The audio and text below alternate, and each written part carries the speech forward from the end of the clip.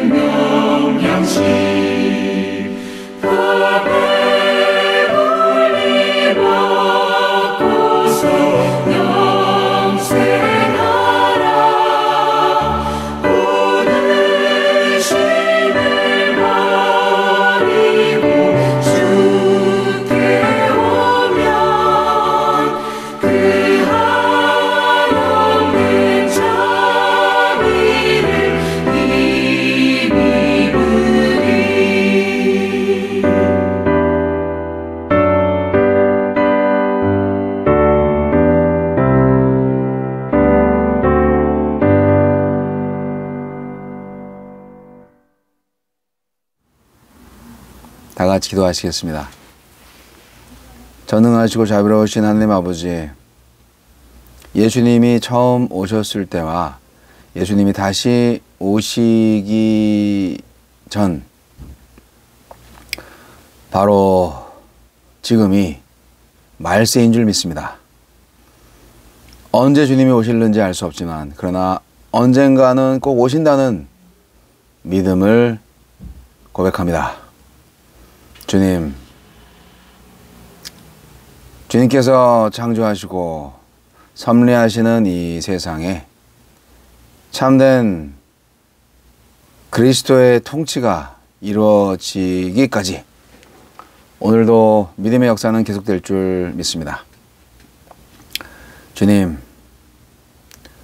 기도하는 자들에게 자비와 긍휼을 베풀어 주시고 하나님의 나라와 그 의를 구하는 자들에게 큰 영광과 상급을 허락하여 주옵소서. 많은 사람들이 시험에 빠져 정의로운 행동을 포기하고 죄와 유혹의 노예가 되고 있습니다. 주님, 그들의 죄를 용서해 주옵소서.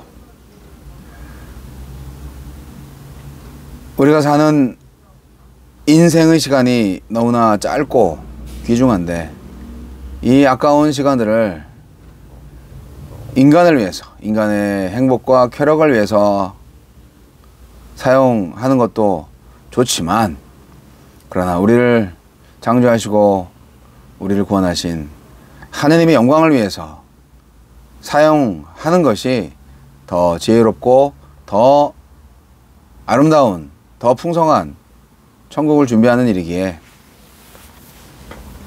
우리가 이 지상에서도 행복하기를 원하시는 주님의 뜻을 알면서도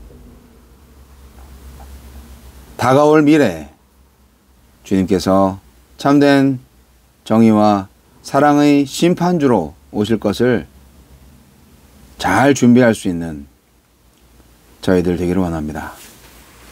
주님의 재림을 온전히 준비하는 교회가 되게 해 주시고, 날마다 우리의 생각과 우리의 행위가 하느님 보시기에 거룩한 모습으로 예배가 되게 하여 주옵소서.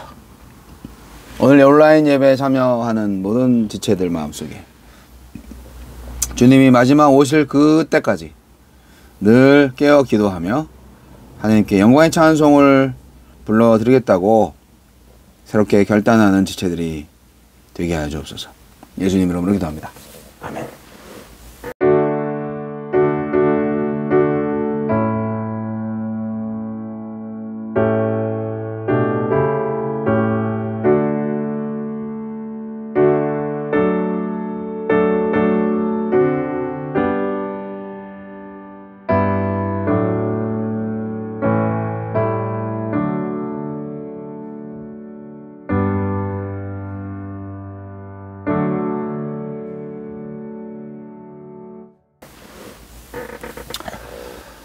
자, 오늘의 말씀은 마태복음 24장 15절로 35절 말씀입니다. 마태복음 24장 15절로 35절 말씀.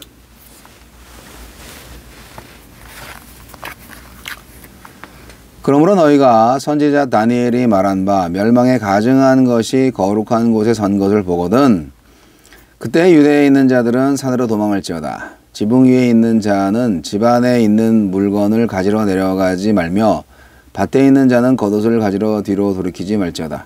그날에는 아이 벤 자들과 젖먹이는 자들에게 화가 있으리로다. 너희가 도망하는 일이 겨울에나 안식일이 되지 않도록 기도하라. 이는 그때 큰 환란이 있겠음이라. 창세로부터 지금까지 이런 환란이 없었고 후에도 없으리라. 그날들을 감하지 아니하면 모든 육체가 구원을 얻지 못할 것이나 그러나 택하신 자들을 위하여 그날들을 감하시리라. 그때 사람이 너희에게 말하되 보라 그리스도가 여기 있다 혹은 저기 있다 해도 믿지 말라. 거짓 그리스도들과 거짓 선지자들이 일어나 큰 표적과 기사를 보여 할 수만 있으면 택하신 자들도 미혹하리라. 보라 내가 너희에게 미리 말하였노라. 그러면 사람들이 너희에게 말하되 보라 그리스도가 광야에 있다 하여도 나가지 말고 보라 골방에 있다 하여도 믿지 말라. 번개가 동편에서 나서 서편까지 번쩍임같이 인자의 임함도 그러하리라. 주검이 있는 곳에는 독수리들이 모일 것이니라. 그날 환란 중에 즉시 해가 어두워지며 달이 빛을 내지 아니하며 별들이 하늘에서 떨어지며 하늘의 권능들이 흔들리리라. 그때 인자의 징조가 하늘에서 보이겠고 그때 땅의 모든 족속들이 통곡하며 그들이 인자가 구름을 타고 능력과 큰 영광으로 오는 것을 보리라. 그가 큰 나팔소리와 함께 천사들을 보내리니 그들이 그의 택하신 자들을 하늘이 끝에서 저 끝까지 사방에서 모으리라. 무화과 나무의 비유를 배우라. 그 가지가 연하여지고 잎사귀를 내면 여름이 가까운 줄 아나니 이와 같이 너희도 이 모든 일을 보거든 인자가 가까이 곧 문 앞에 이른 줄 알라. 내가 진실로 너희에게 말하노니 이 세대가 지나가기 전에는 이 일이 다 일어나리라. 천지는 없어질지언정 내 말은 없어지지 아니하리라. 아멘. 성전 멸망과 인자의 징조입니다.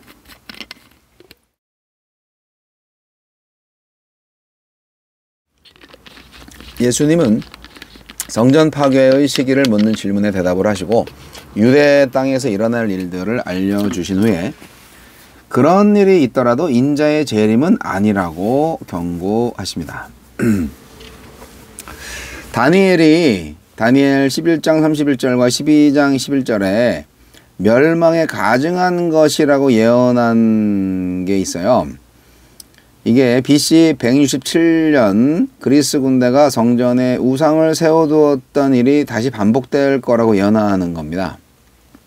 실제로 AD 70년경에 로마 군대가 성전에 가증한 깃발을 세워두는 일이 발생합니다. 하지만 성전의 종말이 도래한 그때를 세상의 종말로 간주해서는 안 됩니다.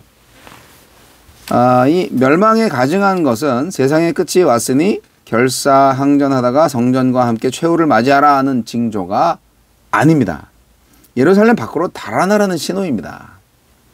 겨울이어서 안식일이어서 임산부라서 이동이 불편해도 앞뒤 돌아오지 말고 탈출해야 됩니다. 이스라엘 역사 이래 가장 잔인한 사륙과 비참한 굶주림이 예루살렘 안에서 벌어질 것이기 때문입니다. 이때를 틈타서 등장하는 거짓 메시아의 광신적 종말론에 현혹되거나 메시아가 어딘가에 임했을 거라는 헛된 믿음에 빠져서 무모하게 예루살렘에 머물러 계셔도 안 됩니다.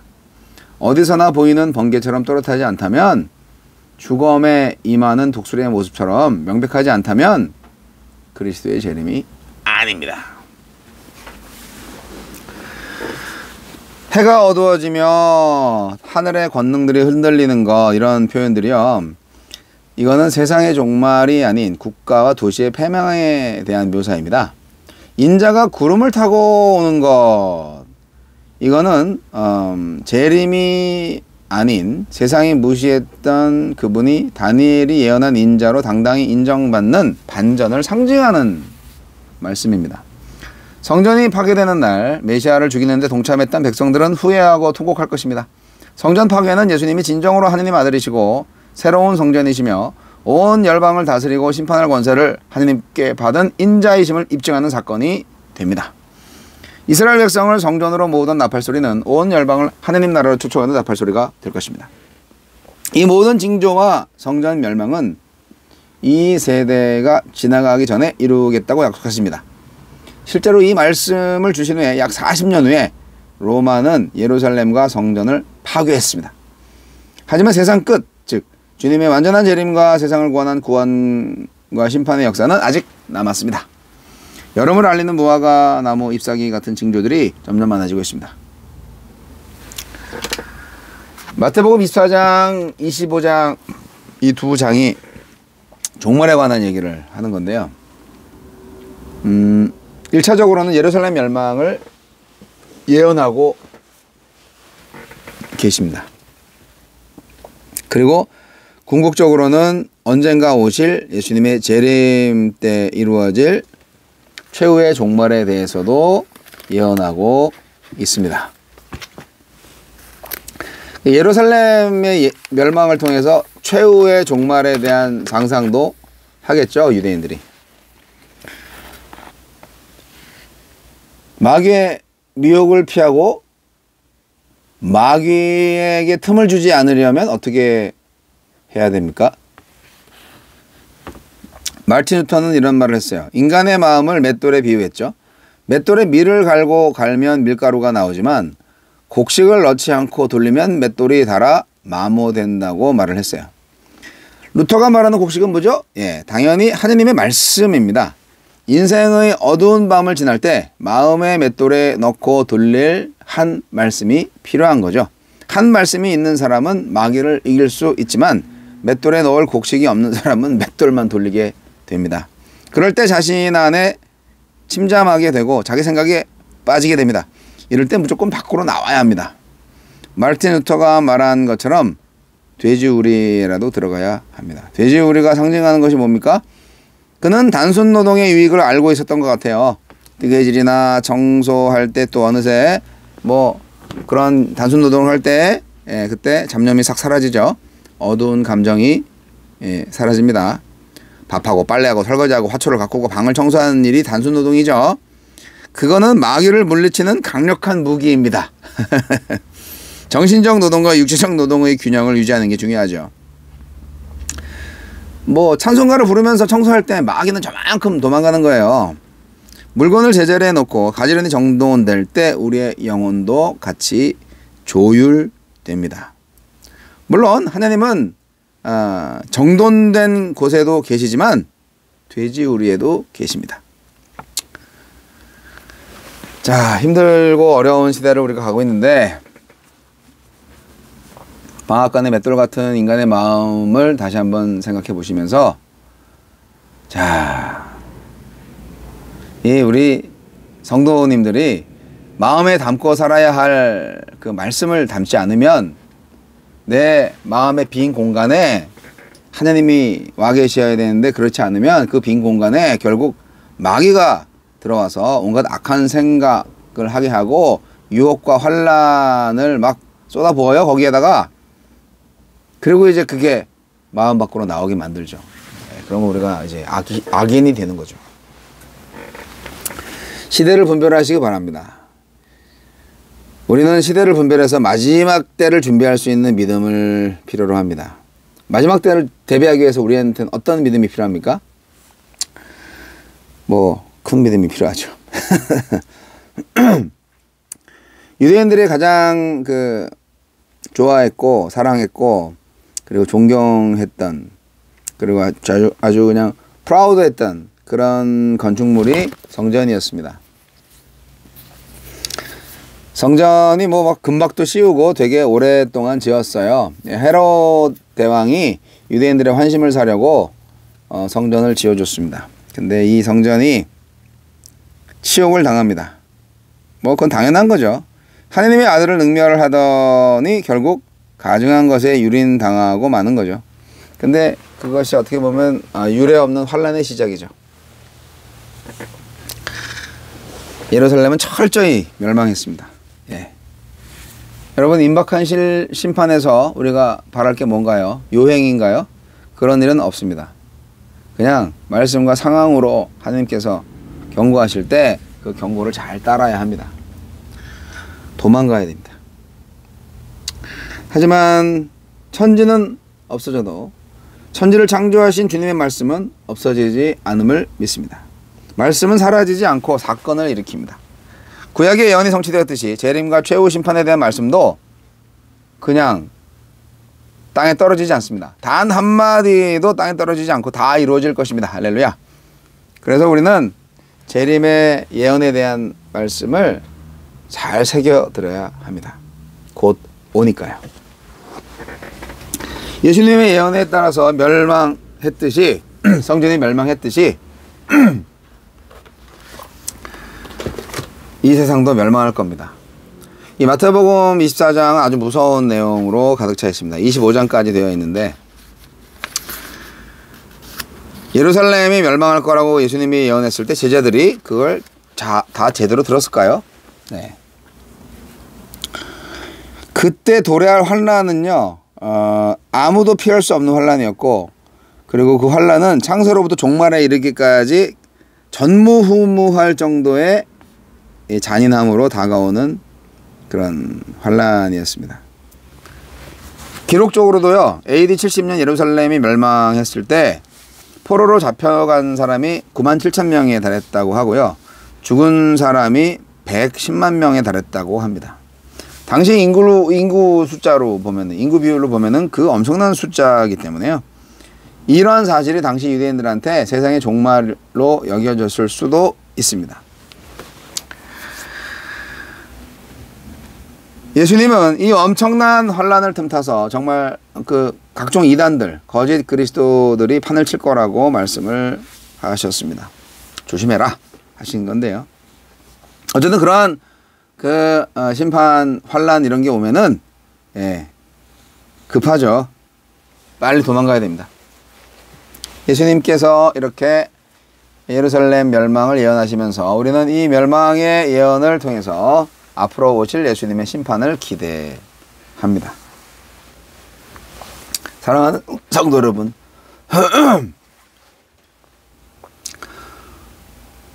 살면 살수록 세상이 좀 각박해지지 않습니까? 저는 이 각박함을 예수님이 다시 오실 그날이 더 가까이 온다라는 해석을 합니다. 네, 세상이 점점 더 악해지고 있거든요. 그래서 예수님이 오실 날이 좀 더 빨라졌다. 저는 그렇게 생각을 합니다.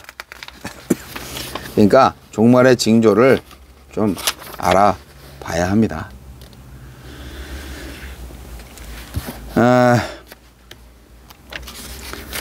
우리는 예수님의 종말을 기쁨으로 받아들일 수 있어야 됩니다. 우리는 심판받지 않을 구원의 백성들이니까요. 그 자신감으로 살아가는 게 필요하지 않겠습니까?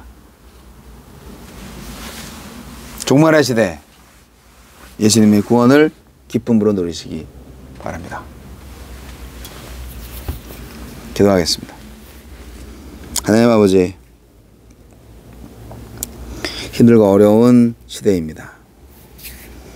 핍박과 박해가 난무하고 있습니다. 주님, 오직 하나님만을 바라보게 해주시고 오직 예수 그리스도의 부활을 알게 해주시고 날마다 주님과 동행하는 예배자로 살게 해 주옵소서. 지금은 우리 주 예수 그리스도의 이름 하느님 아버지 극진하신 사랑과 성령님의 감화 감동 교통 역사하심이 종말의 시대를 살아가는 지각 있는 그리스도인으로서 예수 그리스도의 제 이름을 앙망하며 준비하는 모든 순결한 교회들 머리 위에 이제부터 영원까지 함께 하시기를 우리 구주 예수 그리스도 이름으로 간절히 축원하옵나이다. 아멘.